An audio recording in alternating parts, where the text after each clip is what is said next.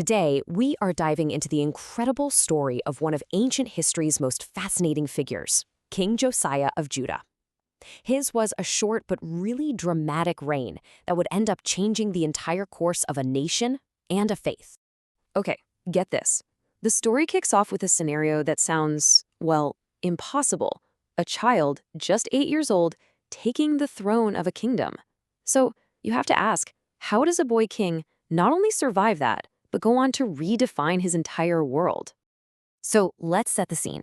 It's the year 640 BC. The kingdom of Judah is in absolute turmoil, and this young boy, Josiah, is about to be thrown right into the middle of it all. Now, Josiah was part of the famous Davidic dynasty, so he had the lineage, but his path to power, it was paved with violence. His own father, King Amon, was assassinated by his own officials, which thrust this 8-year-old kid onto the throne. He basically inherited a kingdom completely shadowed by conspiracy and instability. And the world outside Judah's borders was just as chaotic. I mean, old empires were starting to crumble, new powers were rising up to take their place. This was the high-stakes geopolitical game that Josiah was born into. What this timeline really shows us is a massive window of opportunity. See, for centuries, the powerful Assyrian Empire had just dominated everybody. But as Josiah grew up, Assyria got weaker and weaker. By 612 BC, its capital was Tost. This created a huge power vacuum, and it gave smaller kingdoms like Judah this rare moment of independence, a real chance to forge their own destiny. And Josiah absolutely seized that chance. The big turning point of his reign, the one event that would trigger a revolution, didn't actually start on a battlefield. No, it began with a simple construction project. Okay, fast forward to 622 BC. Josiah is now 26 years old. He's been king for 18 years. He orders a bunch of repairs on the Great Temple in Jerusalem, which was the spiritual heart of the whole nation. And it's during this renovation that his workers find something that had been lost for generations, and it would change everything. The high priest, a guy named Hilkiah, discovers a scroll. They call it the Book of the Law. And listen, this wasn't just any old document.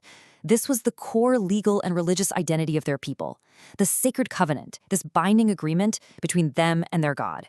And the most incredible part, it had been forgotten. So when the scroll is finally read aloud to Josiah, he doesn't just listen. He has this profound emotional breakdown. He literally tears his clothes, which is a sign of deep, deep distress. He realizes that for generations, his people, his ancestors, everyone, they've been violating the very laws that were supposed to define them. And he is terrified of what's coming next. So, seeking some guidance, Josiah sends his officials to a prophetess named Huldah. Her reply is just chilling. She confirms, yep, disaster is coming for Judah because of all this disobedience. But because Josiah's heart was humble and repentant, she tells him he'll be spared from seeing it. He will die in peace before the catastrophe hits. Now, this divine message, which is basically a death sentence for the nation, but a personal pass for the king, it doesn't make Josiah give up. Nope. Instead, it ignites one of the most sweeping and radical reforms in all of ancient history. So, this is the crucial point. Why did he do it? Well, the biblical account paints it as pure religious devotion, a king desperate to get his people right with God's law. But historians also see a very shrewd political move here. By centralizing religion, Josiah was also centralizing his own power. He was using Assyria's decline to expand his own influence.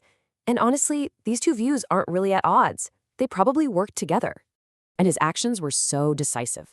He launched this nationwide purge of idolatry, just smashing altars to other gods like Baal and Asherah. He pushed his reforms north into territories that Assyria used to control. And this part is critical. He declared that all legitimate worship had to happen in one place and one place only, the Jerusalem temple.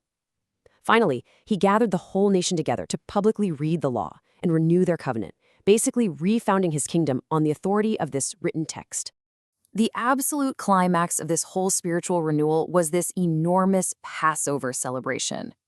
I mean, the scale and the detail of this thing were unprecedented. The sources say nothing like it had been seen for over 400 years, not since the days of the prophet Samuel. It was the absolute high point of Josiah's reign. So for a moment there, it really seemed like Judah had been reborn. You had a righteous king, a unified people, a renewed covenant. But Remember Huldah's prophecy? The catastrophe was still on its way, and it would arrive much, much sooner than anyone expected. The great powers were on the move again. Pharaoh Necho II of Egypt starts marching his army north. What's his goal? To prop up what was left of the Assyrian Empire against the new rising power, Babylon. And his route takes him right through Josiah's backyard. And this is the question that has puzzled people for millennia. Necho's fight wasn't with Judah at all. Yet Josiah, the great reformer king, decides to march his own army out to block the Egyptians. Why? I mean, was he secretly allied with Babylon? Was it just an act of nationalistic pride, saying you can't cross my land? We just don't know for sure. What we do know is that in the year 609 BC, at a place called Megiddo, a spot famous for battles for centuries, the army of Judah stood in the path of the massive army of Egypt. The battle was a complete disaster. Josiah was hit by Egyptian archers and mortally wounded. They rushed him back to Jerusalem, but he died. The righteous king, the great reformer, the absolute hope of his nation, he was gone. A wave of shock and grief just washed over the entire kingdom.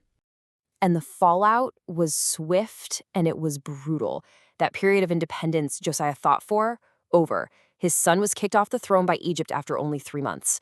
Judah became a pawn in the game of empires, first controlled by Egypt, then by Babylon. And just 23 years after Josiah's death, that catastrophe Huldah prophesied came true. Jerusalem was conquered and the temple was completely destroyed. Which leaves us with this final massive question. On the surface, Josiah's death seems like the end of everything he worked for. His golden age was so brief.